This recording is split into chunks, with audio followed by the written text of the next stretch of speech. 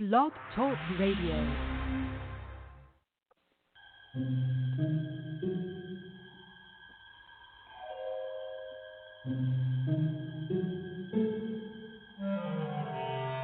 Archangels, ghosts, and Bigfoot, oh my.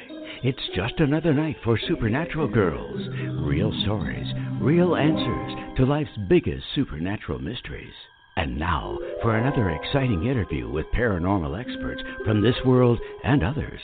Here's your host, paranormal researcher Patricia Baker, on the one, the only Supernatural Girls.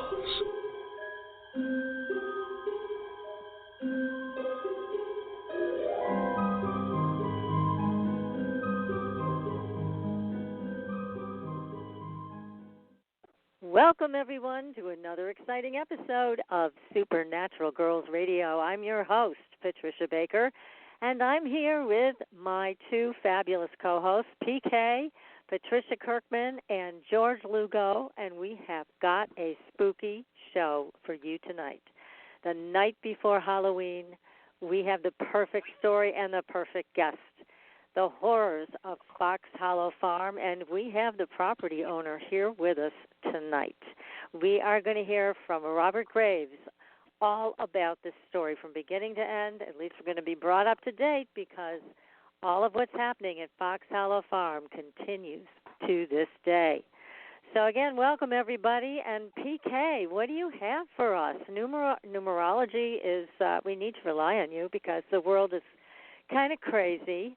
So what kind of advice do you have, and were you able to look at the Foxhollow Farm numbers? Well, firstly, we're in major doo-doo. We are in retrograde, people, and it started on the 31st of October till the 20th of November. So anything to do with communications and anything of that nature is going to be creating problems. There's going to be delays. Computers, telephones, electronics of all types. All of that's going to give us some unexpected troubles and problems. Not a good time to start anything new or to sign, especially sign any legal documents. And any type of paperwork, be very careful of what you put out there. It's not a good time to purchase expensive items, make plans to marry or anything like that because this is the downside of things. But on top of that, we are going into our 5 personal month, or universal month, I should say, which deals with major changes. There's a luck factor that goes with it, but we're bump to bump with the retrograde. So unless you're born in a retrograde, all the rest of us better hang on to our backsides because we're right there waiting to get a swift kick in the back part. Oh, boy. So that's what's going on right now. So be very careful, particularly driving and anything of that nature because anything to do with speed or things of that nature are going to be up for grabs. And considering the fact that it's in a retrograde, things are going to be going negatively. So we all have to be a lot more careful of that, and especially little ones going out Halloweening and such as that.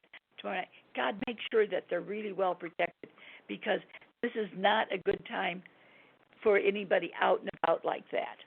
Just something to be cautious of. Yeah, I mean, that's a lot of people now are doing neighborhood parties at somebody's house rather than doing the door-to-door thing, and I think that's a lot safer. So good advice, PK. Definitely a lot safer. But everything is up in the air right now, and I do mean up in the air. But there is no parachute that's going with things this month, okay? So we're just going to have to hang on. And think about the fact that the month is all about major changes, good to bad, bad to good, but change nonetheless. And the usual part of this, we've got a luck factor going with it, but how can you be lucky in the midst of all this negativity? Just a thought. Surviving the negativity, probably. Yeah. Oh, my goodness. So we're in free fall. We really are. And I took a look at the name of the gentleman that owned the property and wrote the book. Both of them are investigators all of their lives. They're always looking on the other side of things. So it's going to be very interesting to see how they put things together because they don't miss anything. That's really our gift is getting to read what they put together. Excellent. It is a great book. It's a really well-done book. I couldn't put it down, and I highly recommend it. I know we all do because it's a fascinating story, and the guys did a great job with it. Oh, they did, and both of them are excellent. They both are very concerned about the big picture, and both of them are very good investigators. So we benefit from their gift to us by what they put together here. Yes, well, that's good. Well, we're going to have them on in just a few minutes and tell us all about it because it's very, very fascinating. Oh, so a couple of announcements. We also have on November 16th from 11 to 6, a workshop given by Itzhak Berry, who is a shaman. He's going to be teaching us shamanistic divination techniques, most specifically candle reading.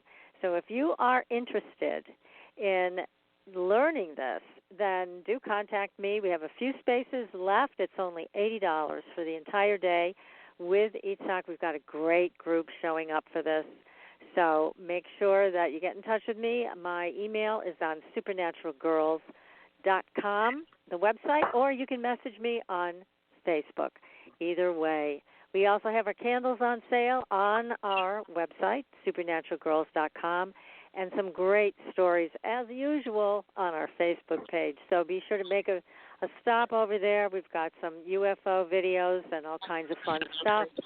And just go ahead and give us a like and a follow on Facebook and Twitter.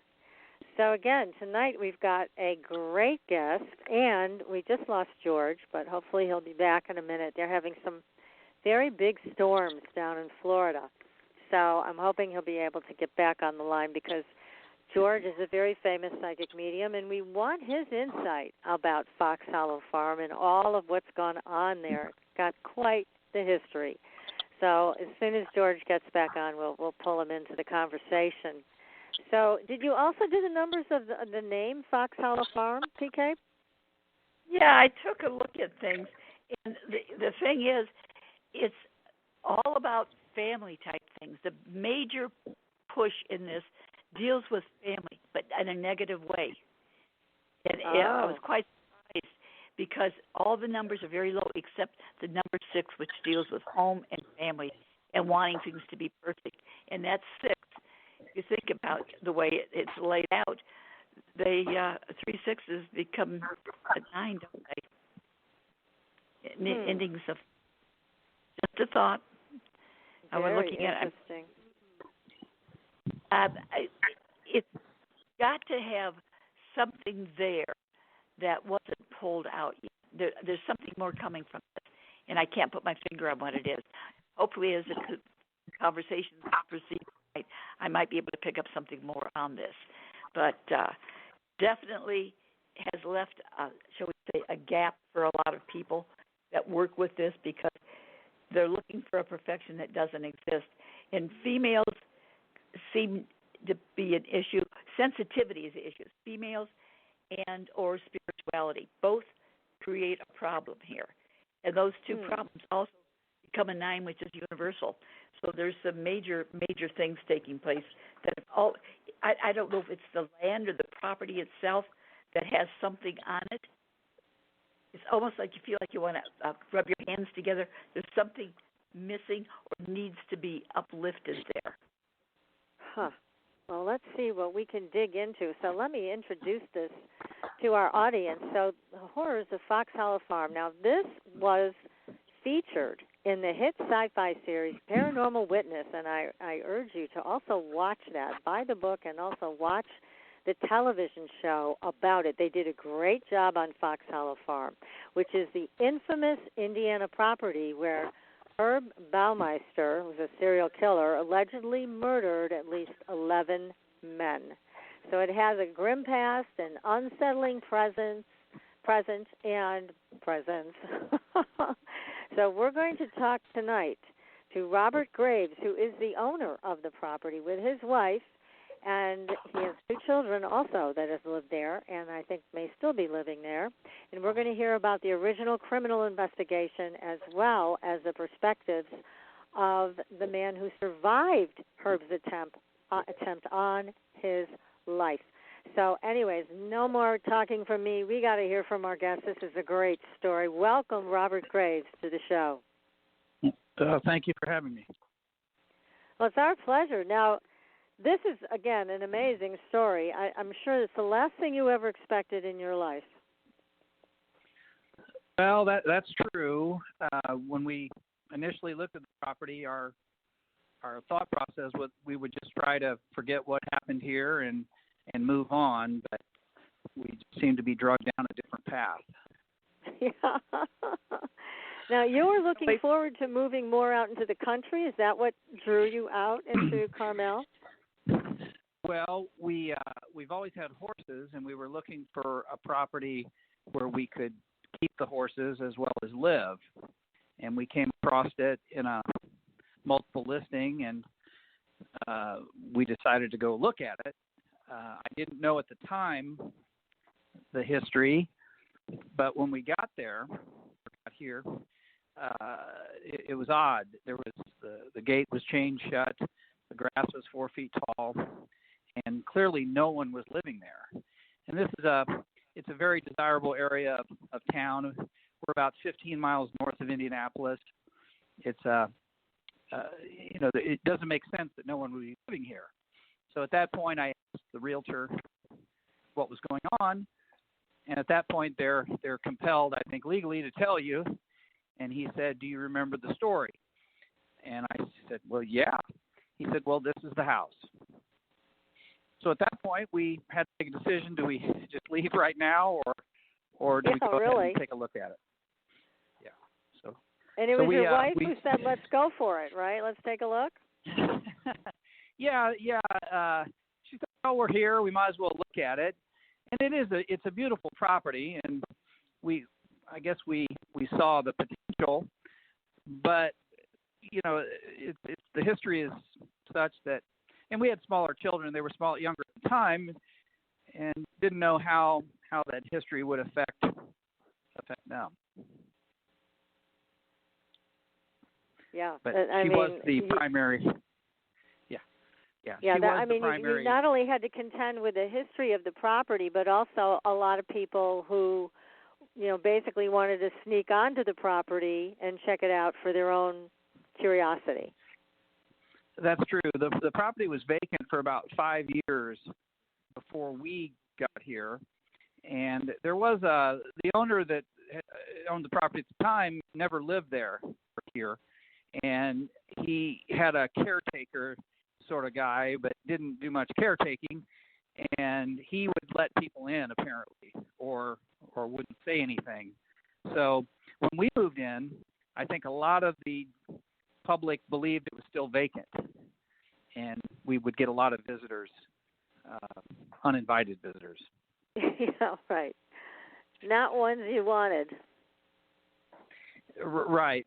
We in Hollywood they would call them looky-loos, or these serial killers have it's sort of macabre, but they have a following. And these people, of course, a lot of people are just curious and want to see where things happen. And this just happens to be one of those places. Wow. So here you are on the property. Now you decide to go ahead and buy it. You actually make an offer, and it's a very low-balled offer, but it's accepted, right? Well, not initially. The property was listed at very expensive. If it had not been a stigmatized property, or what the realtors call psychologically impacted, the asking price was in line with where it should have been. But given the history and given the condition, we and it didn't appear that anyone was making any offers. We did get him pretty low, which he promptly rejected, but he did come down. But this went on for about 3 years. It took 3 years to buy the property to get to where I felt we couldn't get hurt financially. Meaning, if I had to bulldoze everything, the house, a barn, and everything, we were into it for what we felt the land was worth. Wow. Oh, that's not bad. Yeah, no. So we it was a deal. I mean, if you want to think of it in those terms, it's still very, very expensive, but it was a deal given what we if you don't factor in the history.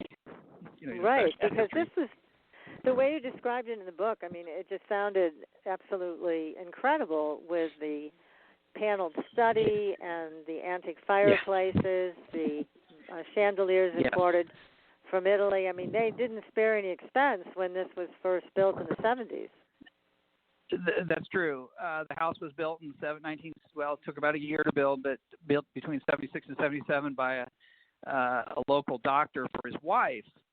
And I still see her at least once or twice a year, and she told me that the house was built with no budget, and she put the best of everything in, and that's really why it's still standing. There's a lot of places where people die, hospitals, nursing homes, but there are very few places left standing where this many people were murdered. And if you could see the house, you would understand why it's still here. No one could really stand, I guess, to tear it down. No, it's a gorgeous property. You have lovely pictures in your book, and it's an outstanding house. Beautiful. Yeah. Yes. Yeah. So yes, so things started pretty quickly, right? Well, we were here about a year, and I had a young guy that worked for us at work, and he needed a place to live, and I said, well, we have this we call in-law quarters, or it's an apartment, which is attached to the house, and it has a full kitchen, separate entrance. I said, you could live there. So Joe moved in about a year after we got here, and things were pretty quiet until my wife, hollers. I was painting on the back of the house, and she hollers up to me and said, "There's a man in the woods in a red shirt." And of course, I get down off the ladder, thinking it's another one of these looky-loos, just a person snooping around. And I asked her, "Where is he?" She said, "Well, he's gone." I said, "Well, where did he go?" She said, "Well, I didn't tell you, but that's the second time I've seen it." And I said, "Saw what?" She said, "Over by these trees, there's a guy in a red shirt." She said, "A very short, crew, Marine-style haircut, walking away." And she thought to herself, he's going to hurt himself walking into that tree, and literally disappeared.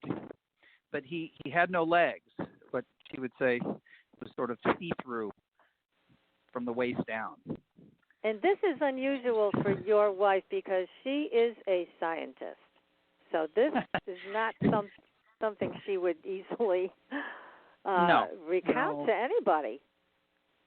No, I've been married a long time. We've been married 35 years. I think at that time we'd been married maybe 25, but she'd never told me anything like that before. And she has a very even personality. She's not dramatic at all. And she just told me very matter-of-factly, very reluctantly, that this is what she had seen. And I think at the time I made a joke or something. It was, pretty crazy thing to say. But she said, "Well, I'm just telling you what I saw." And, that's what she said. Oh, my God. So when she told you this, what did you think? Well, I didn't know what to think, honestly. Now, Joe, the young man that had moved in, he gets on the internet and finds out that a paranormal group had come to this house, unbeknownst to the owner, but this caretaker I told you about would let people in. Well, this paranormal researcher or investigator had put a little blurb on the internet about Foxhollow Farm, and there was a phone number attached to it. So I called the guy and I said, we live here now. I said, did you find anything while you were here? And he says, yeah. He said, that's one of the most haunted houses in Indiana. I said, what are you talking about? He says, well, haven't you seen anything? I said, well, I haven't. I said, my wife saw something. He said, let me tell you what she saw and where she saw it. This is on the telephone. He said, you look out your master bathroom window to the west side of the property. There's a group of 3 trees. She saw a guy in a red shirt with no legs. Oh my God. And I said, yeah, that's exactly what she saw.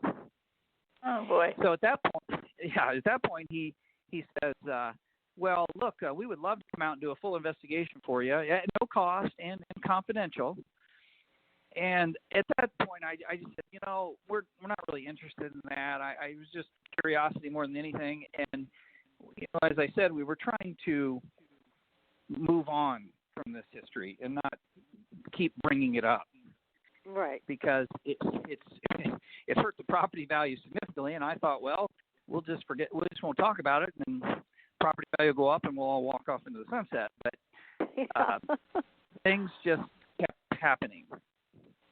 And so about 6 months after that initial call, this guy called me back and said, hey, we have a paranormal conference here in Indianapolis downtown, and I have people from the History Channel, the Travel Channel, and the SyFy Channel here, and we would love to come up and do an investigation for you, but it has to be this week. And I said, I don't know. I agreed to it. I said, okay, fine. So that week, my wife had gone to Colorado for a medical conference, and I called her and I said, hey, the Ghostbusters are coming out on Saturday night. You'll be back. And at that point, she says, well, good. Maybe they'll pick up on what I pick up on. Oh, good. Once again, I have to ask, what are you talking about? And she says, well, there's a place in the house I don't like to go. And I said, where? And she said, well, I don't want to tell you because you'll tell them. I said, well, no, I won't, I promise. So once again, very reluctantly, she tells me, your bathroom in front of the closet. She doesn't like going in there. I said, what's wrong? She said, just something tells me I shouldn't go in there. The hair stands up on the back of my neck. She said, it's almost like a brick wall. She said, something doesn't want her in there. So I said, okay, fine. So that Saturday, this group comes to the house. And there's about 30 people. And I recognized some of them from some of the television shows. Mm-hmm. And three psychics came. Now, I've never talked to a psychic in my life. I've talked to many since, but at that point, I'd never talked to one. And they came into the house, introduced themselves. There was a woman, her son, who was about 18, and then there was an older gentleman. And they all claimed to be psychics. So they're introducing themselves, and immediately the woman that was the psychic points to the top of her stairs in the entryway and says, there's a male spirit just glaring at us. He's not happy we're here. And, of course, I don't see it. And then her son, who is 18, motions to the west side of the house and says, there's a room in this house for a man. Of course, my bathroom. He says, I want to see this room. Yeah. So to sum all this up, this went on until early in the morning, this investigation, and finally, very late, I could ask questions. Now, I wasn't allowed to narrate or give any sort of history, and supposedly they were all from out of town, and they did not know where they were. They were just told they were going to a surprise investigation. Oh, okay. Well, they told me very specific things about the killer, about the victims, about the case. But of course, all this is on the internet, so it's fairly well known. There's even a book written in 1997, fairly good book, pretty accurate. So I wasn't convinced. It was all a little too. They knew too much, in my opinion. Mm-hmm. Mm-hmm. It was a little corny, I guess I'd say. So you were feeling kind of skeptical. Very skeptical. And what I can never really figure out in my own mind is, why do people want to come here and tell me things that I already know? They never ask for anything. They don't ask for anything. They just I don't understand it. But so they leave, and about a few days after that, one of the investigators here gave me her card, and we had talked a little bit that night, and she seemed like she was on the level. She even sort of admitted to me. She said, "Yeah, they knew too much." And I said, "Well, do you know anyone that could come up here that maybe doesn't know too much?" And she said, "Yes, I believe there's a psychic in a town not far from Indianapolis and I believe this woman would not know the story. So I asked if she could come up. So the following Saturday, a lady named Myrna came up to the house. She was in her 60s, jet black hair, probably American Indian or had some American Indian ancestry. And she said, "What do you want me to do?" I said, "Just walk around." And so she walked around the house for about 20 minutes, didn't say much. And then she said, "I'm drawn to the backyard." I said, "Okay, that's fine." She walked out the front door, walks around the house, and she walks directly to the spot where the killer had burned some bones. The police termed it the burn pile. Now it just looks like woods now. It's been so long that you would never know that anything had happened there. And she stood there for about 5 minutes, and she said, "I see fire." Not that you're going to have a fire. The fire's already happened. And she said, and the word she used was entombment. She said, "I think people are buried here." And I didn't validate anything. I said, "Okay, that's okay." So we came back in the house, and she sat down at the table, and I said, "Myrna, what's going on here?" She said, "Well, I took some notes on the way here and called on my spirit guides. And on a writing tablet, she had written the letters MM. And I said, 'What's MM?' She said, 'Mass murder.' She said, 'People were killed here, a lot of people.' And then she said, 'There's at least 4 spirits in the house.' And then she said, 'Your bathroom.'" Oh, my goodness. "All right. All right, Myrna. What's wrong with my bathroom? You don't like it. My wife doesn't like it. These other people didn't like it." She said, "Your bathroom is a portal." And, of course, I have to ask what that is. She said, "A portal?" Right. Yes. I never heard of this. She said, "Well, a portal is an area in the house where the spirits come and go from this world where we are to wherever they're," and she described it as being stuck. She said, "People that die sometimes and die violently don't know they're dead, and they get trapped between this world where we are and wherever they're supposed to go." And she said that when they do something that we can see or hear, they're in our world, but then at other times they're somewhere else. So the bathroom, I don't feel anything when I go in there, but my wife to this day just refuses to go in there. No kidding. So she really has a strong reaction to that room. Yes. I mean, I've heard several theories. One that makes a little bit of sense, at least to me, is the fact that the killer, the alleged killer, was very manipulative. He got away with this for a long, long time on a property with children, with a wife that he'd been married to for 25 years. So how do you do that? Well, you manipulate a lot of things. Without going into too much detail about their relationship, it was odd. Just one little bit. She had never seen him naked in 25 years of marriage. So he probably told her, just, "You don't even need to go in my bathroom. Stay out of my bathroom." And it may be that he doesn't want a woman in that bathroom. I don't know. That's just one theory. But So, tell us now a little bit more about this man, Mr. Baumeister, because he is the alleged murderer, the serial killer.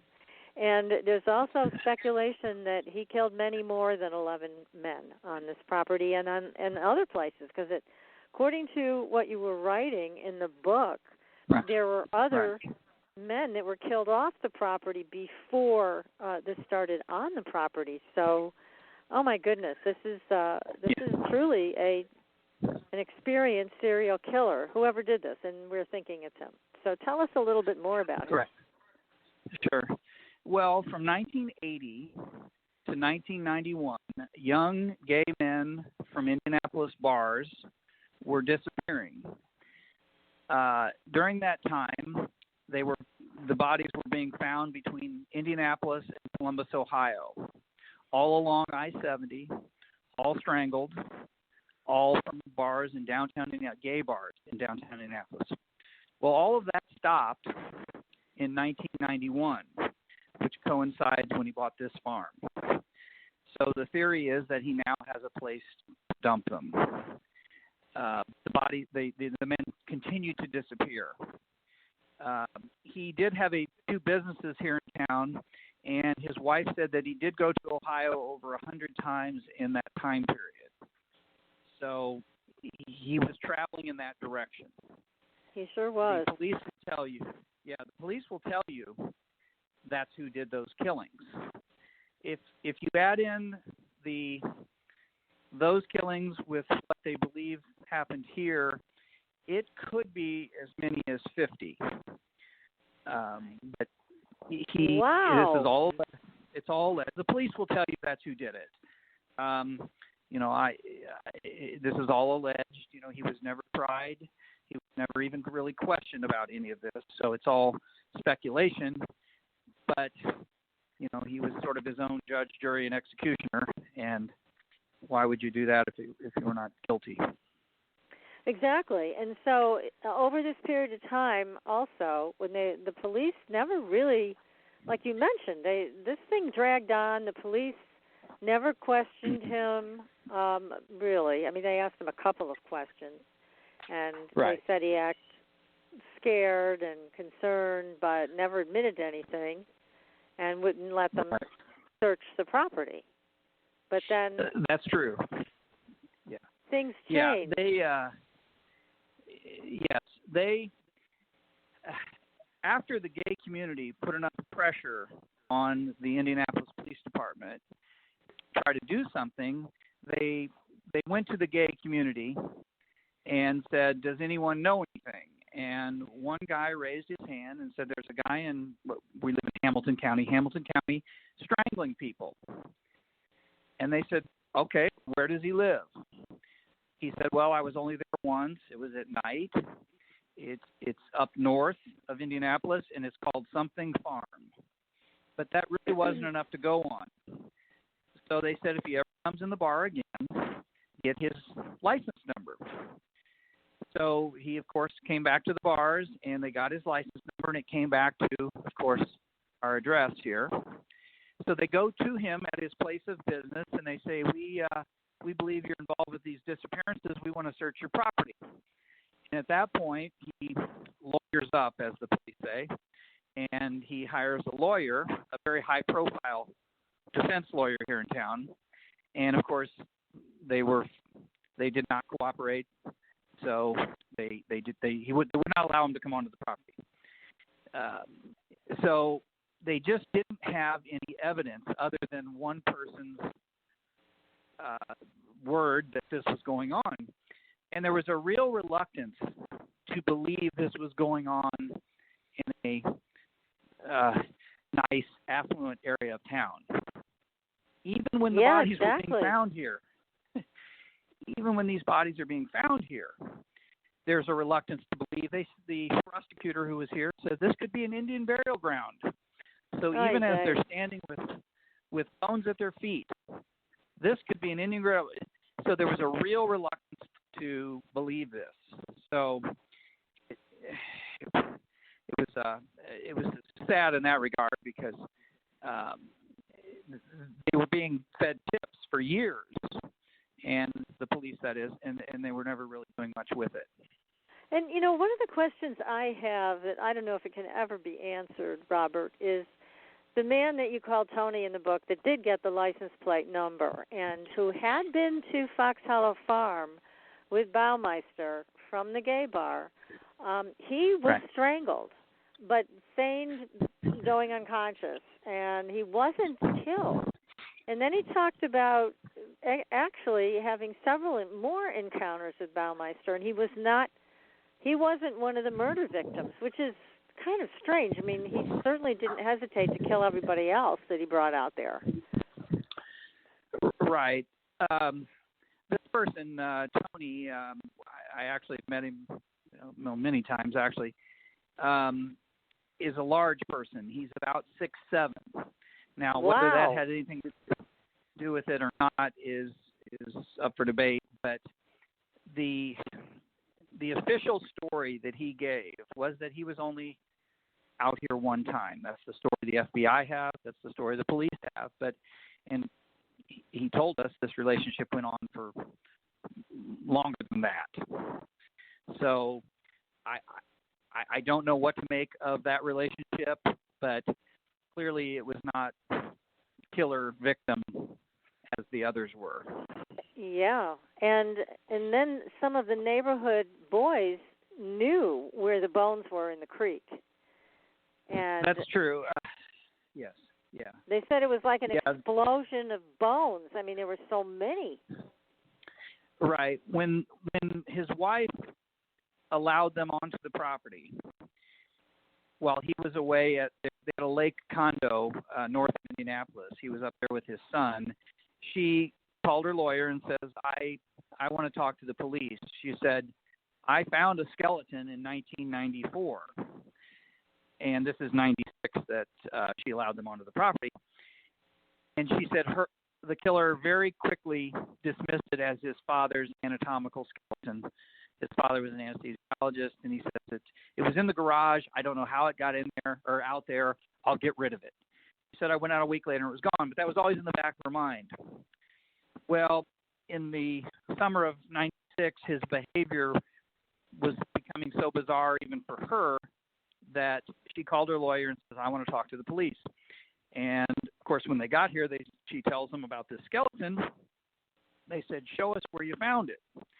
And she took him out the back door, about 50 feet off the back of the house, and she said it was right here.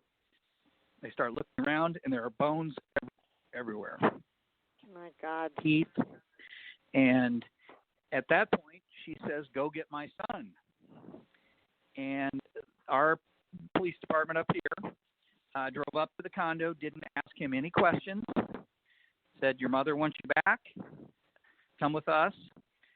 The killer stayed there, and they brought the son back. And, of course, the first question that his wife had is, where is he? Yeah. He said, and the police said, well, look, we don't know what we have here. This could be a burial ground, Indian burial ground. And in fact, they did tell me that had they grabbed him at that time, Indiana has a speedy trial law where you have to be brought to trial within 70 days. They said he would ask for a speedy trial, and we just didn't have the evidence. And had they grabbed him, he probably would have walked. So they just wanted to see what they had. And unfortunately, he got wind of it through a detective's girlfriend who worked for a local news station, and she sort of blabbed it to the media. He sees it on television, goes to Canada, and kills himself. Mm. Mm-hmm. Gosh, I mean, it just there's so many things here that seem to have fallen through the cracks with the police. Because, like you said, they had tips all the way down the line, and yet they didn't seem to follow up much on much of anything. Well, the young men and the men that were missing were, as the police described, drifters, drug addicts, male prostitutes, and unfortunately, no one cared. And it wasn't until Tony brought this to light, and a couple of the missing men's families had hired a private detective. And the story, people have always said if these were blonde co-eds from Indiana University, there would have been a lot more done about it. But probably unfortunately, these people were, they termed living at the margin of society. And Indianapolis is a pretty conservative town, and frankly, no one was caring too much, unfortunately. What a shame. Oh, my goodness. So this guy was literally getting away with murder, doing these kinds of things. And we're going to take a very short commercial break and come back, and we're going to talk more about some of the paranormal events that you've experienced. And I also want to ask you about any occult symbols you may have found or anybody may have picked up on, because this is so strange. Now, we do know that he may have been diagnosed as schizophrenic as a child, right? Right. His father, having committed, shortly after he was married to a a mental hospital here in Indianapolis. I don't know what was the trigger for that, but that is, I don't know where that information, how accurate that is, but that is what everyone's been led to believe. Okay. All right. Well, again, the plot thickens, and we are going to take a very short break. Stay tuned, everybody. You are listening to Supernatural Girls Radio, and we will be right back. Pure essential oils, specialized minerals, and a revolutionary anti-aging technology. Astridian combines the best of all scientifically proven ingredients in easy-to-use creams, lotions, and concentrated serums. Astridian's advanced line of products take your skin to a new level of being healthy and beautiful. We offer a variety of collections that address all your skin concerns. The Essential Anti-Aging Series treats and moisturizes your skin for a long-lasting, younger look. The Multivitamin Series promotes healthy skin with high-quality vitamins and minerals. The Sports Series restores skin from cellular damage and stress. Astridian also offers a revitalizing solution for hair and a professional series for doctors and medical spas. Visit astridian.love today and begin your new journey to healthy, beautiful, youthful skin. Astridian, beyond your expectations. There are a lot of psychics out there. How do you decide which one is right for you? You look for someone who empowers you, who's practical and spiritually connected, who says, here are your opportunities, here are your challenges, and here's a way to deal with them, and then gives you your own toolbox to make your life everything you want it to be. Hi, I'm Corby Mitleid, and that's how I work with you. As a certified professional tarot reader, I've helped thousands of people for over 40 years through my toolbox. Cards, past life retrieval, numerology, spirit guide conferences, and mediumship. Whether it's career, relationships, finances, or your spiritual road, together we can replace your confusion with clarity. And you'll probably find a little laughter along the way. Visit me at CorbyMitleid.com to find out how to cross your bridge from fear to fearlessness and fly. And tell me you found me at Supernatural Girls for a special gift with your reading. Corby Mitleid, the practical psychic for catching your tomorrows today. Find me at CorbyMitleid.com. That's CorbyMitleid.com. Are you ready for a new experience of freedom and powerful connection? Would you like a positive, effortless change in your life? Then come to CosmicFusion.com, where we offer the most advanced energy clearing and expansion techniques in the world, with a quantum vortex energy to activate your divine blueprint and life's purpose. When your soul leads the way with cosmic fusion and quantum vortex energy, you can break clear of past difficulties and blocks with the power of the source. With cosmic fusion, the source energy does the work for you. It's easy and effortless. Listen to our free meditation right from our Cosmic Fusion website, the Cosmic Code Meditation. Sign up for one of our interactive webinars today. Come to Cosmic Fusion, www.KOSMICfusion.com, to experience an effortless awakening and transformation. Are you ready for an upgrade? Are you ready for a new experience of living in the fifth dimensional magic and powerful connection? Then visit CosmicFusion.com today. CosmicFusion.com.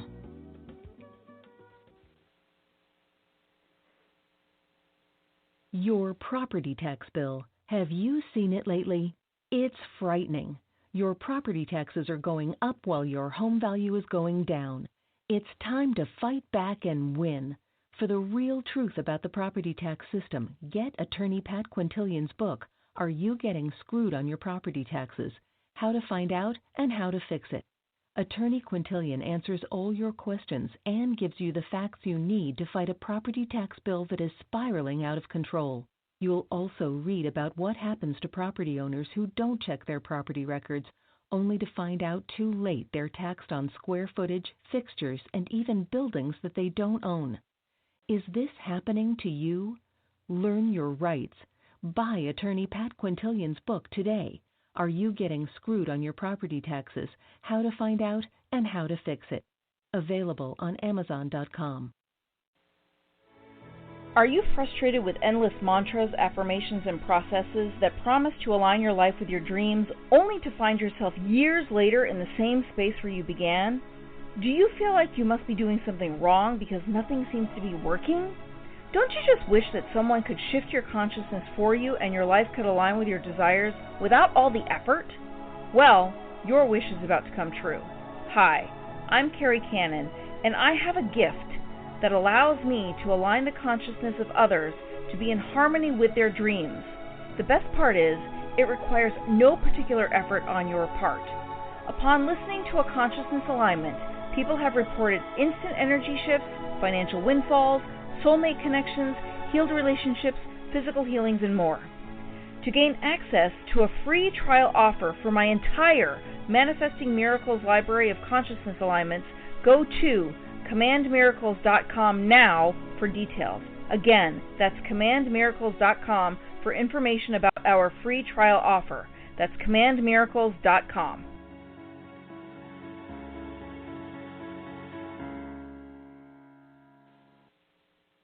Welcome back, everyone, to Supernatural Girls Radio. I'm your host, Patricia Baker. I am here with my co-host, Patricia Kirkman, PK, who you can find at patriciakirkman.com and also on supernaturalgirls.com.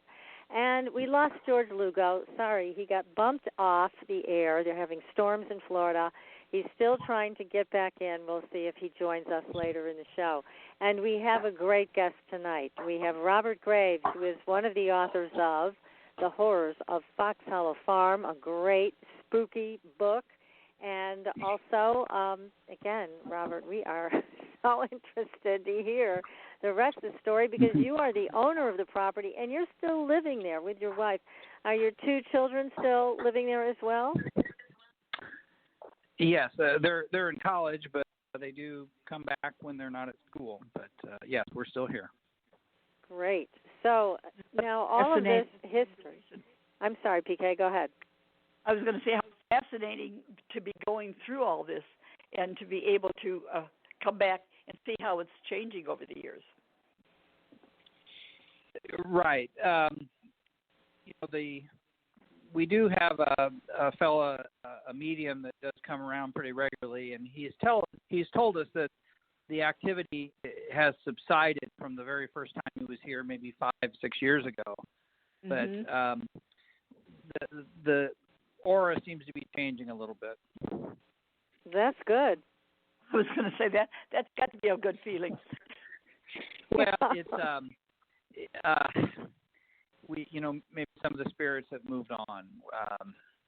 We're not sure, but there's definitely, at least according to the psychics that come here now versus when they came here originally 10 or 12 years ago, they'll tell you it's quieter.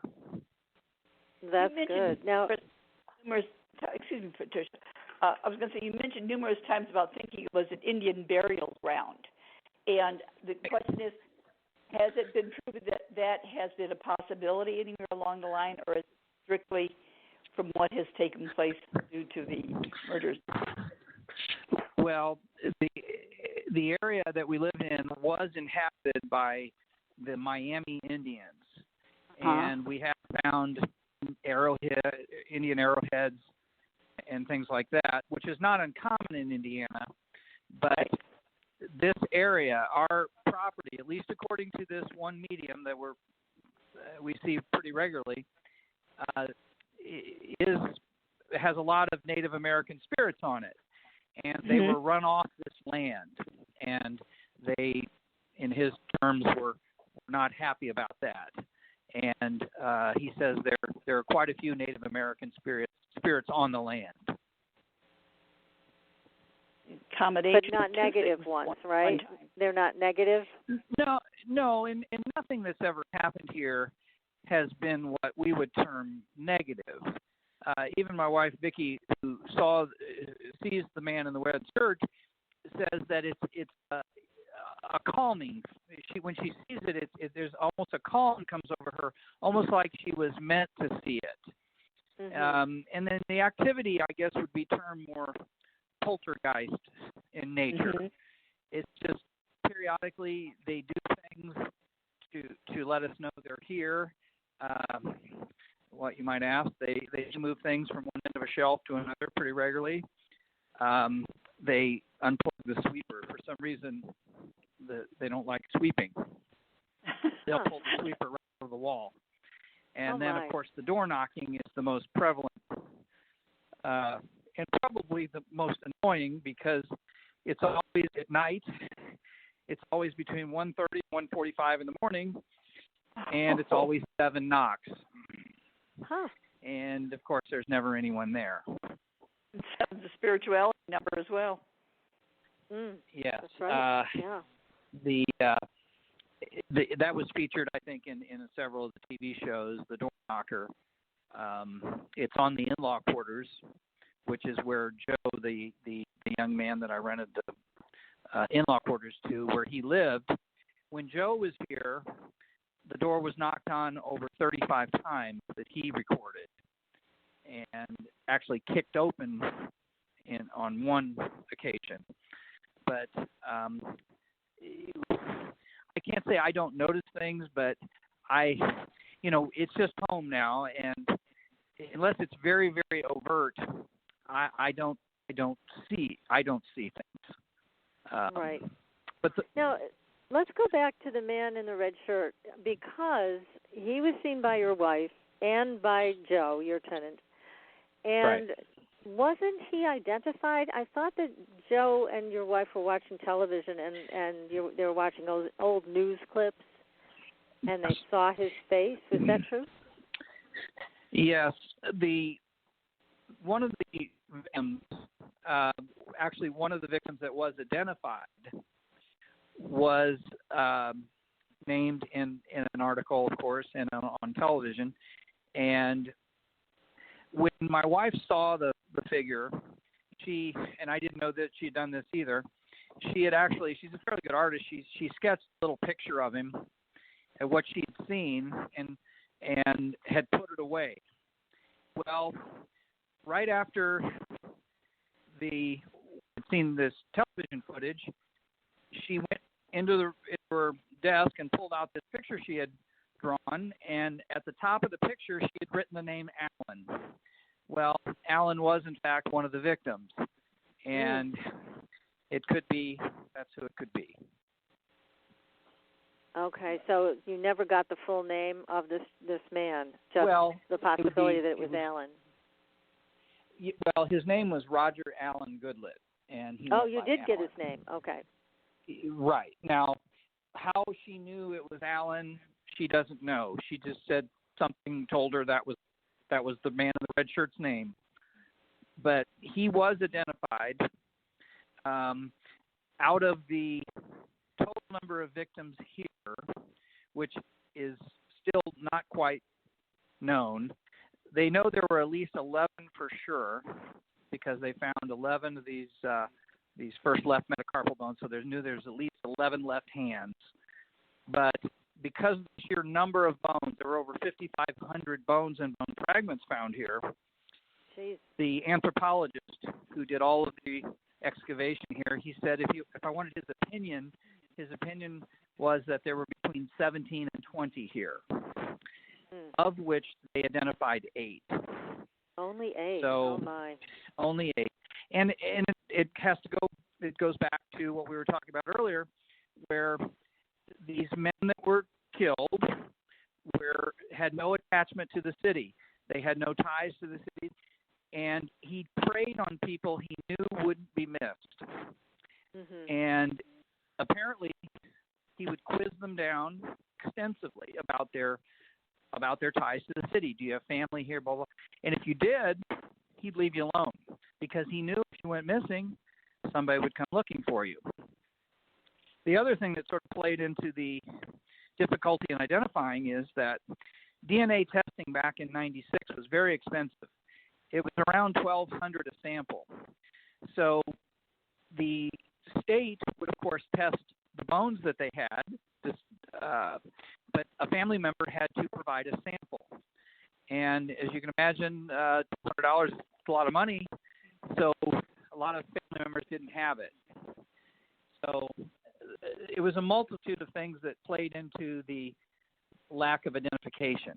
But the main reason is that these people had no ties to the city, and their family members just disappeared, which a lot of people do.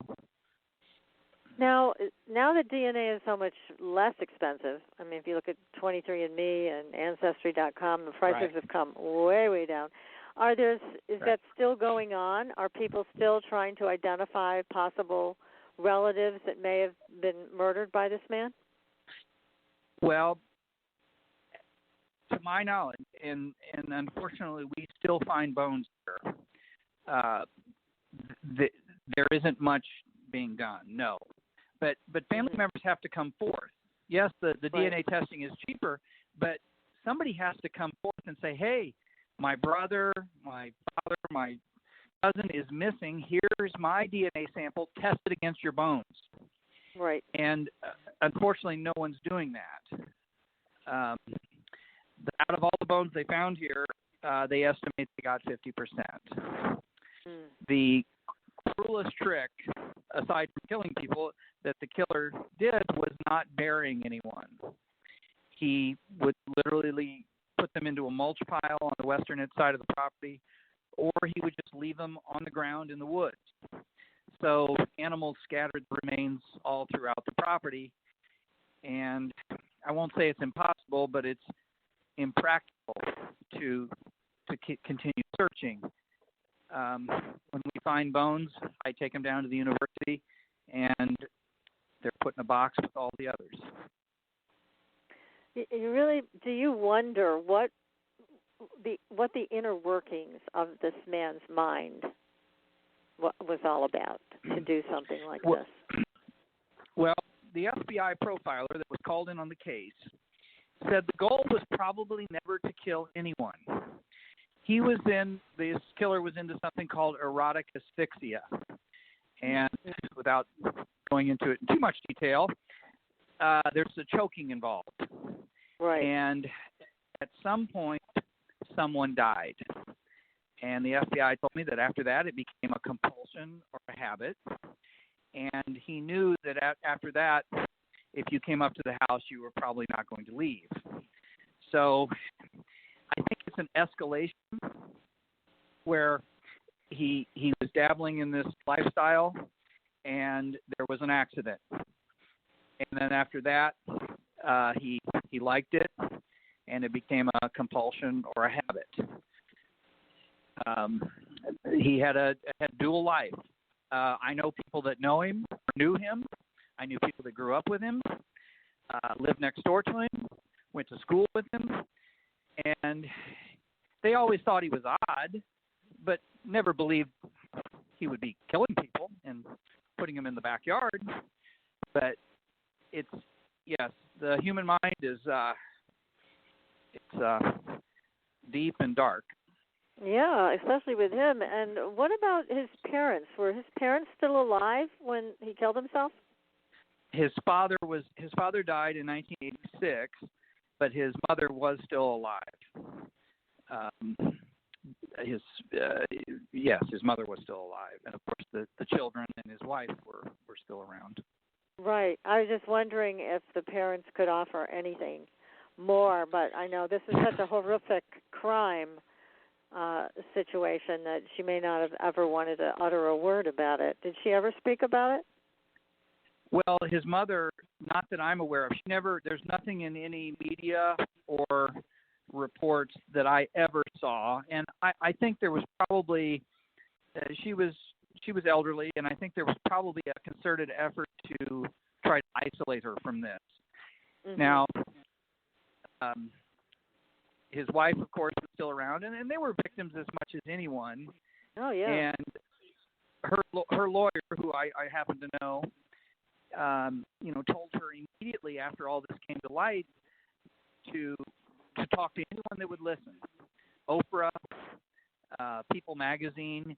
He says, you need to shout from the rooftops that you knew nothing about this. because it's rather hard to believe that this was going on, under her nose. Yes. And in her defense, these serial killers are master manipulators. They manipulate everything in their lives. And she's in the top 10 serial killer wives list. John Wayne Gacy, not Dahmer, but these serial killers, they typically have wives and are middle-aged white guys, unfortunately. Yeah, amazing. It's just so strange. Now, were any occult symbols ever found or ever related to this man? No, certainly not here at the house. Now, when he killed himself in Canada, there was a story about the scene where he had killed himself, and it looked to be fairly well orchestrated, meaning the sand where it was on the beach up in Pinery Provincial Park in Ontario, and it was sort of laid out rather ceremoniously, and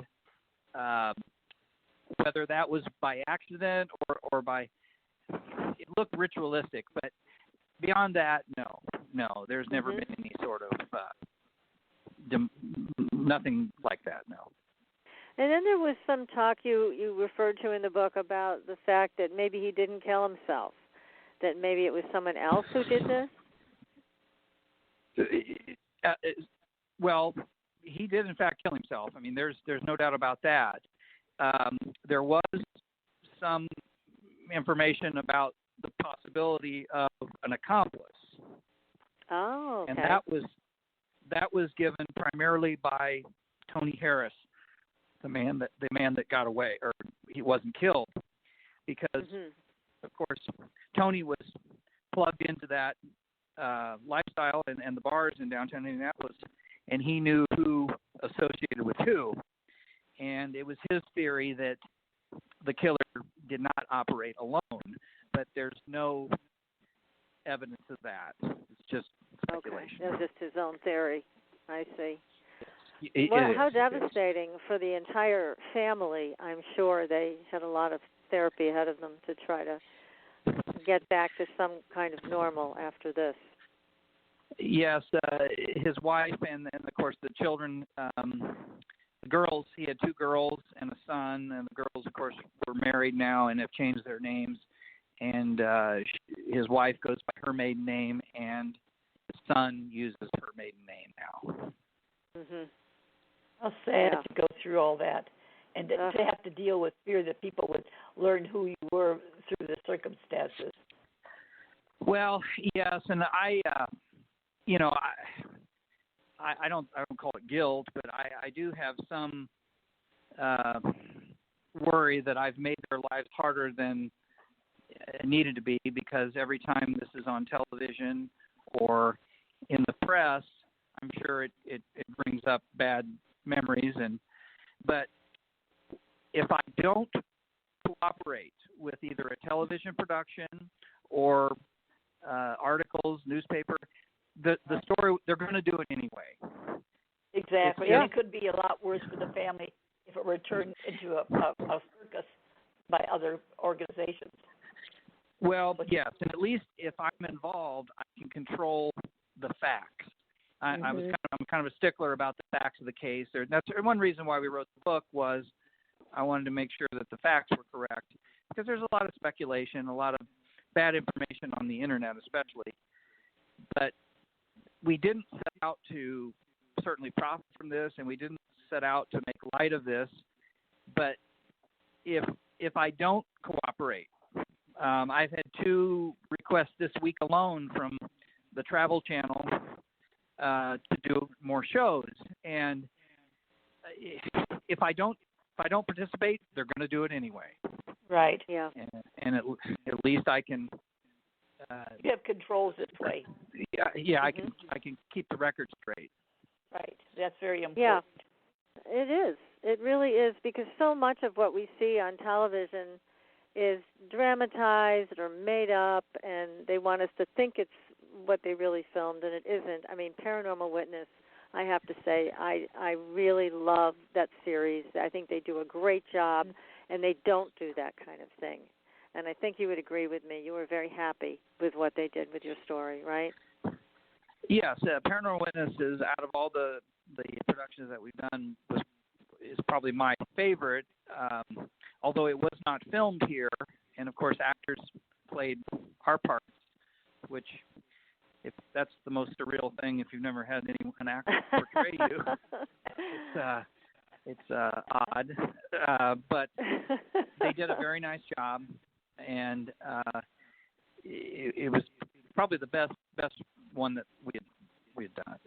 Yes, and that's, I like that kind of thing when it's done as close to the story as they can possibly do it, and they're not trying to make up stuff and throw it at us, the viewing audience, and expect us to just believe it. So that was a very well done show, and certainly everything that you're sharing with us is totally understandable and relatable.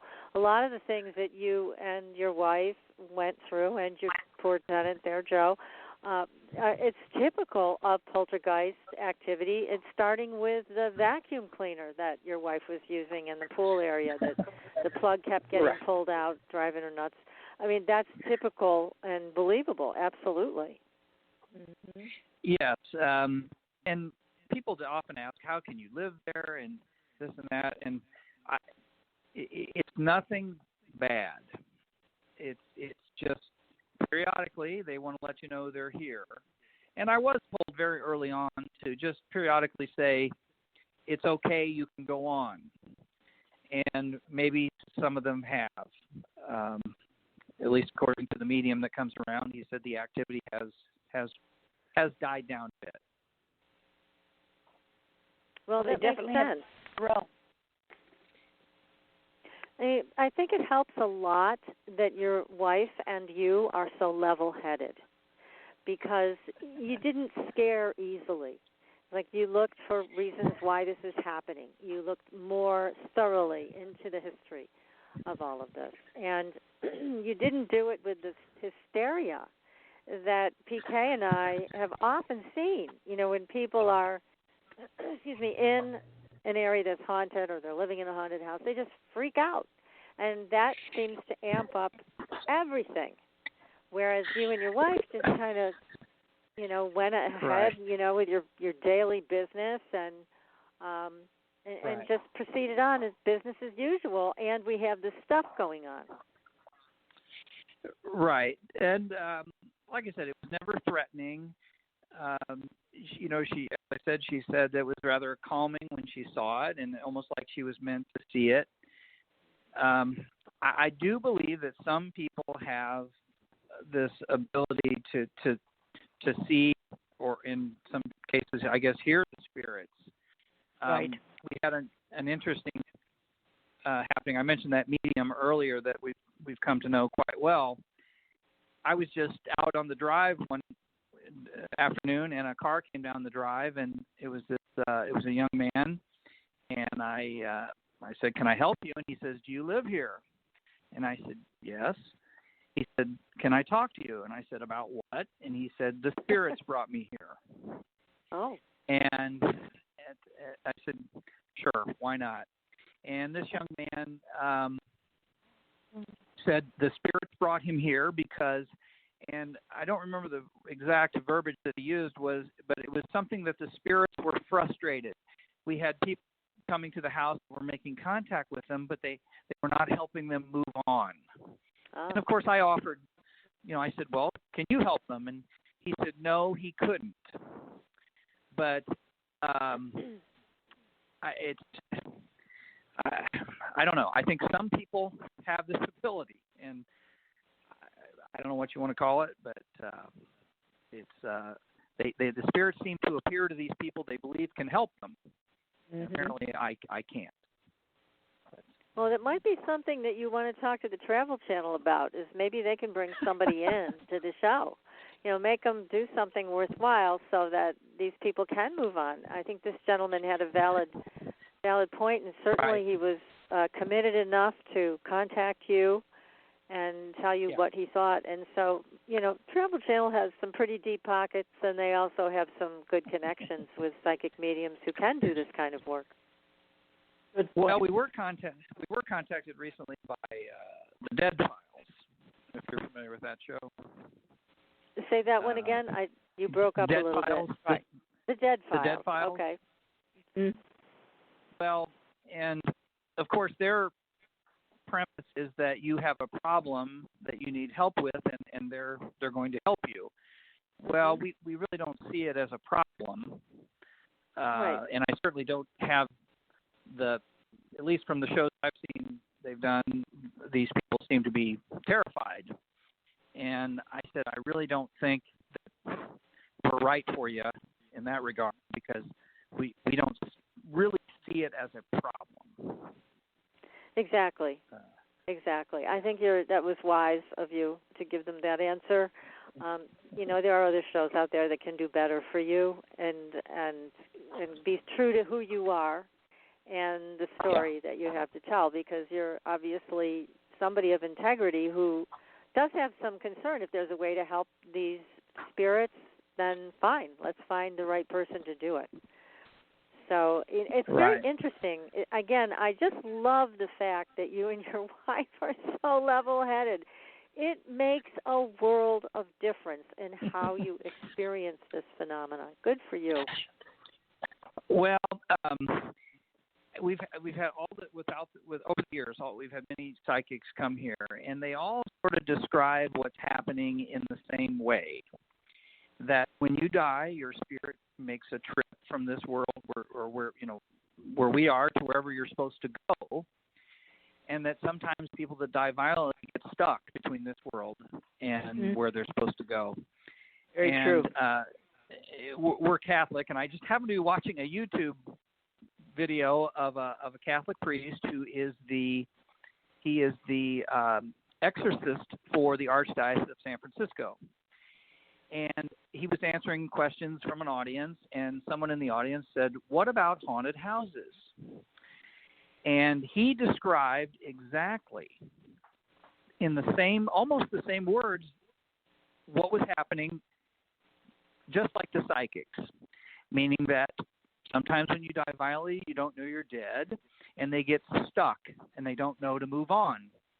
And I guess being a somewhat religious person, it really validated what was happening. And absolutely. it just doesn't yes.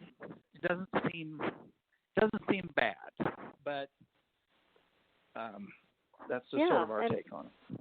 Yeah, I think that's a good one. And we've had Dr. Richard Gallagher on the show. I don't know if you're familiar with his work, but he's an Ivy League trained psychiatrist, board certified for many years. Mm-hmm. He is the consultant to the Catholic Church on exorcism. And we've had him on the show, and he was wonderful to talk to because of his training as a psychiatrist. He's probably one of the very few psychiatrists who can tell the difference between real possession, demonic activity, etc., and a mental illness. That's a skill I think very few people have. But when I think of this Herb Baumeister guy and his probable, mental illness, that can attract some pretty powerful bad things. And that's the feeling I get with him, is that, yeah, he was conflicted. Yes, he was mentally ill. He had this division about wanting to be seen, not wanting to be seen, wanting to hide, not wanting anybody to know who he really was, kind of thing. But that is attractive to the dark forces. And I do see that around him. There was something. That's why I asked about occult symbols. The word Baphomet comes up. I don't think it was anything necessarily on the property, but those entities look for people like this, that they can inspire to do terrible things. And what's so great is your family doesn't have a door open to that. So I can see where the phenomenon would start to de-escalate, because there's nobody there that would ever take in this kind of demonic energy and have it take over their lives or have it affect them, as it may have affected her. We'll never know for sure, but that's certainly one of the things that came to me as I was reading your very well-written book, The Horrors of Foxhollow Farm, that, it is quite possible that something like that was involved, because all of this was, as you mentioned, the manipulation, the lying, the horrible way that he attracted his victims, and then just it left them out in the wilderness to be taken apart by animals. I mean, it's just it's a well thought out strategy to not get caught until the end. Right. He made a comment to Tony because one of the times Tony was up here, he said, I'm going to go to the police. I know you're hurting people. Mm-hmm. And the killer looked right at him and said, no one's going to believe anyone like you. Wow. And unfortunately, he was correct. The police will tell you that Tony was just not a very good witness. But eventually he did help, bring at least some closure to the case by bringing it, to the authorities. Right. I mean, you got to give Tony some credit, I guess, because of the fact that he did try to provide evidence. He did get the license plate number. He did at least get the police to find the right location of the farm. Yes. Is that, as you were saying, there were so many farms out your way, it was hard to know which one Tony was talking about. Yes, it was pretty rural back then. It's not so much that way now. Matter of fact, if people come here and visit, the first thing they'll notice are the houses, the neighborhoods that are so close to us, and how could he do this and get away with it? Well, it wasn't like that. Right. It was very, very rural back then. And Tony he just said it was dark, and I saw the sign when I pulled in. It said something farm, but that's all he had, and that just wasn't enough. No. And now, what about these neighborhood kids who did find the bones? I mean, did any of them ever come forward and say, we saw something besides the bones? We saw him doing something? No, never saw him doing anything, but what was happening at the western edge of the property where I mentioned the mulch pile, this was the theory from the police that this is the first spot on the property he was dumping the bodies. And behind this mulch pile is a creek, and the animals were dragging the remains, the bones, down into the creek. Well, he was careful not to allow any skulls to be left around because, human skull is very easily recognizable as human, and he could probably dismiss the other bones as animal bones, which we do have, coyote and fox and raccoons and things. But the kids it's not the neighborhood, it was actually a farm next door. It was very well known. There was a lot of bones in that creek. And when the police finally came here back in 96, these same kids came over very inquisitively and said, what are you looking for? And they said, well, this is a crime scene. We're looking for human remains. And they said, like bones? And, of course, the authorities said, yes. They said, well, all the bones are over in the creek. They knew. That's where they knew. But, incredible. But out of all the bones that they found, they never found the skulls. And what did he do with them? Well, as I said, the skull is human skull. He could not dismiss that as anything but. And we believe they're out here somewhere. We just have never found them. My goodness, what a big help that would be, though, in identifying how many people were actually killed, and because I think you said it was possibly up to 50 people, right? Right. Well, on our property, it was the estimate is between 17 and 20. But if you add in what is known as the I-70 killings, the number could be as high as 50. God. He could be one of the most prolific serial killers in the country. But, of course, it isn't in the forefront of the public's mind like some of the other cases like John Wayne Gacy or Jeffrey Dahmer because he was never brought to trial. And, of course, it was never drugged through the media. Right. That's why it's a relatively obscure, at least nationally, maybe not locally, but nationally. Yes, yes. Oh, my goodness. Now, to go back to some of the other poltergeist activity that you've all experienced, one of the things that really caught my attention was the door knocker. Can you tell that story about how it ended up in midair? Well, that was really Joe's experience. That when the door was actually kicked open one night, and the door had swung open after repeated knocking, and when the door came open, the knocker, which is a heavy horse head, it's a horse head knocker, very heavy, not easily manipulated by wind or anything like that, and the knocker was vertical. And when the door came open, there was a pause, he said, and then the door knocker came down very, very hard against the door. He said that activity, there was sort of an escalation of activity in that apartment. And he had really considered leaving, but he didn't relate a lot of this to us until later. And I don't know if he thought, once again, a lot of people, will think you're crazy if you bring up things like this. And I think he was a little reluctant, but a lot of people believe he was the trigger. He when he got here, he had something in common with the victims, and he was sharing a space where they, once were, and they made themselves known to him, quite a lot. Yeah, they sure did. I mean, they were pounding on that door so many times in the middle of the night, and he had a dog that was growling and barking at all these things that he could not see. But then there was one night that he actually did see a face, a terrified face, come to his door, right? Right. He believes it was a victim that was 17 years old.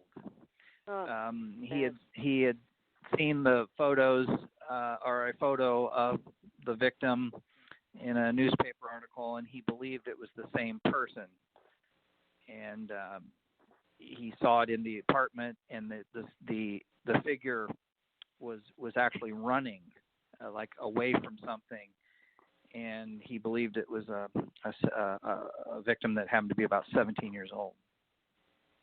It's just so sad. And, but it's interesting, too. This is another point I wanted to make about your story with all of this, because the victims that were seen walking or running through the woods or banging on this door, I mean, I wonder, was he chasing these victims down, Baumeister? Because a lot of them, I thought, were strangled in the pool. Yeah, no, everyone that was killed presumably came up here willingly. Mm-hmm. He would meet them in the bars.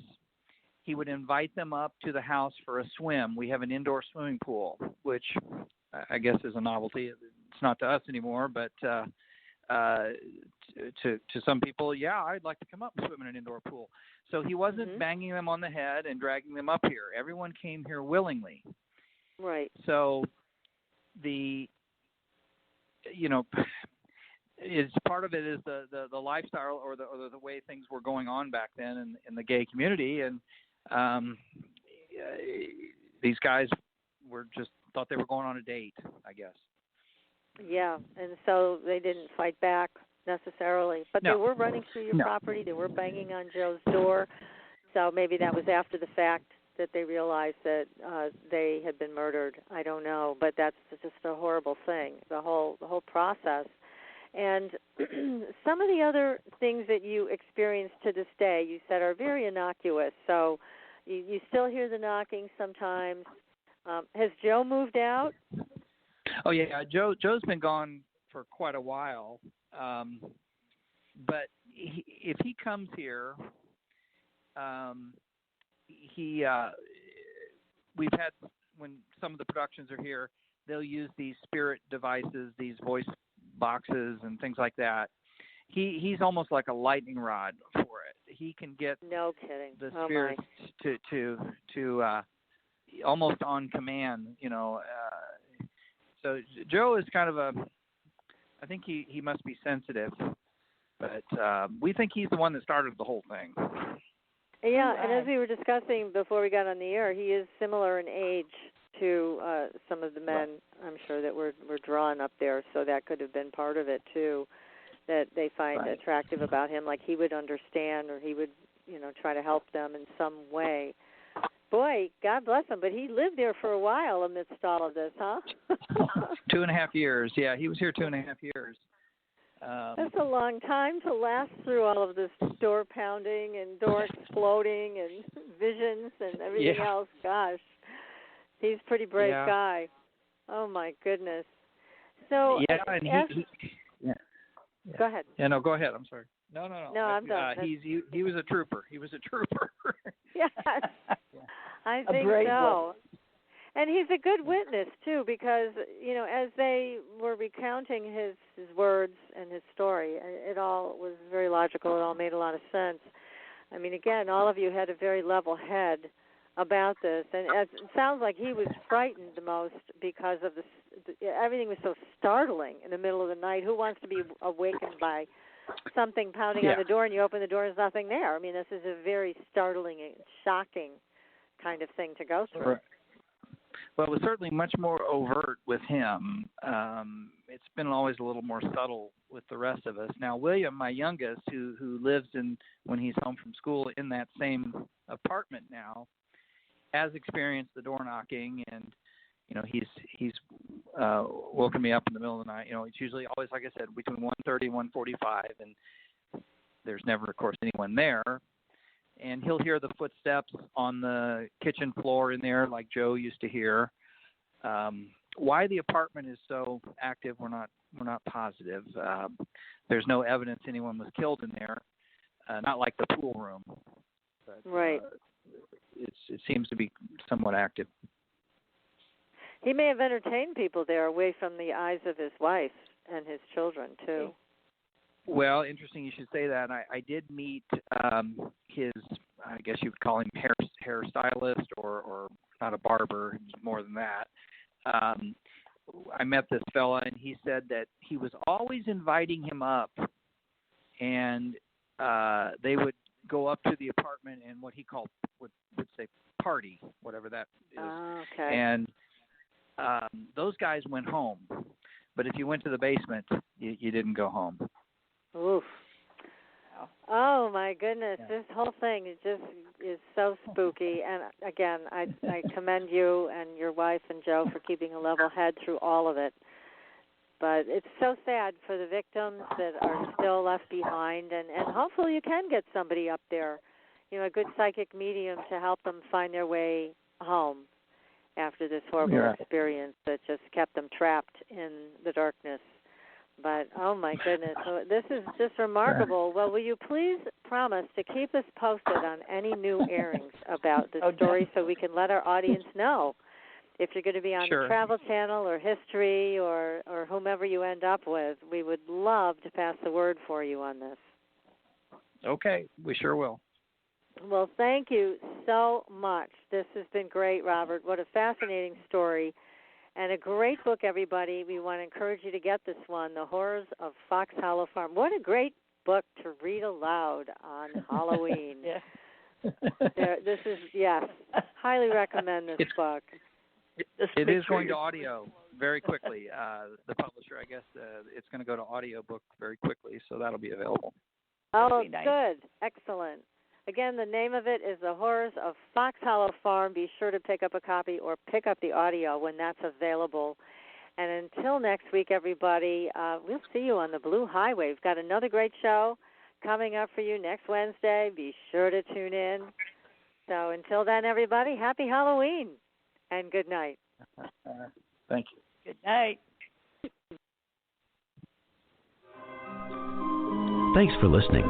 Tune in next week for another radio adventure with Supernatural